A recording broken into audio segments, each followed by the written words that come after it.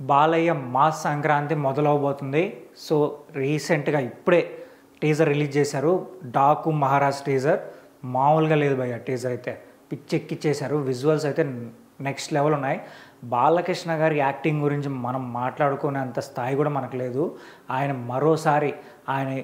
మరోసారి ఆయన నట విశ్వరూపం చూపించారు. సో బాలకృష్ణ గారి అలా వాకింగ్, ఆయన నడుచుకుంటూ వస్తున్నా కూడా ఆయన డైలాగ్ డెలివరీ కానీ, సో ఇందులో ఆయన 2 డిఫరెంట్ గెటప్స్లో కనిపించబోతున్నారు అనమాట. ఒకటి నార్మల్ గెటప్ ఉంది, ఒకటి సంథింగ్ ఒక రూరల్ ఏరియాకి సంబంధించి, ఒక గిరిజన తెగ సంబంధించి, కొంచెం డాకు మహారాజ్ అనే ఆ క్యారెక్టర్కి సంబంధించి ఒక క్యారెక్టర్ డిఫరెంట్గా ముసుగు వేసుకొని ఉన్నారు. సో ఆయన గుర్రం స్వారీ చేస్తున్న ఆ సీన్స్ అయితే, అలాగే బ్యాక్గ్రౌండ్లో మొత్తం స్ట్రోమ్ వస్తుంది అనమాట, శాండ్ స్ట్రోమ్. అది అయితే ఇంకా థియేటర్లో ఆ సీన్ వచ్చినప్పుడు ఇంకా ఫ్యాన్స్కి పూనకాలే. పేపర్లు మనం బస్తా తీసుకెళ్ళి చింపి అవతల బారేయాల్సి వస్తుంది. సో అలా ఉంది టీజరు. నాగవంశీ గారు ఎక్కడ రాజీ పడకుండా విజువల్స్లో ఇంకా బెటర్మెంట్ కావాలి, ఇంకా కావాలని చెప్పి ఆయన చాలా అంటే చాలా కృషి చేశారు ఈ మూవీ కోసం. బాబీ గారు మరో బ్లాక్ బస్టర్ కొట్టబోతున్నారు ఈ మూవీతో. లాస్ట్ ఇయర్ వచ్చిన వాల్తేరు వీరైతో ఆయన పెద్ద హిట్ కొట్టారు. మరీ సంక్రాంతికి వస్తున్నారు ఆయన. ఈ సినిమాతో మరోసారి పెద్ద హిట్ కొట్టబోతున్నారు, అందులో ఎటువంటి డౌట్ లేదు. నెక్స్ట్ తమన్ గారు ఇచ్చారు బ్యాక్గ్రౌండ్ స్కోరు, మరోసారి పూనకాల్లాగా అనిపిస్తుంది. అఖండ టైంలో మనకు తమన్ గారి బ్యాక్గ్రౌండ్ స్కోర్కి అయితే మామూలుగా ప్రశంసలు రాలేదు.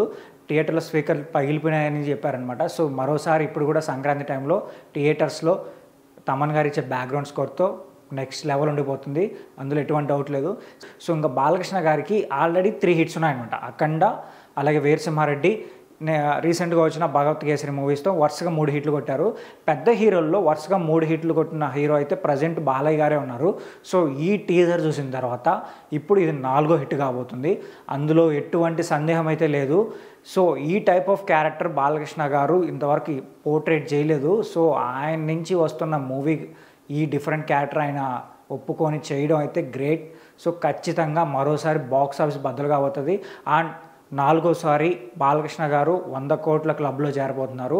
సో ఈసారికి మూవీ ప్రమోషన్స్ బాగా చేసి మూవీని ఇంకొంచెం రీచ్ చేసి పాన్ ఇండియా వరకు తీసుకెళ్లారు అంటే ఖచ్చితంగా 200 క్రోర్స్ క్లబ్లో ఖచ్చితంగా డాకు మహారాజ్ చేరుతుంది, అందులో ఎటువంటి సందేహం లేదు. ఈ టీజర్ మీరు చూసుంటే మీకేమనిపించిందో కింద కామెంట్ చేయండి. అలాగే మా ఛానల్ సబ్స్క్రైబ్ చేసుకోండి.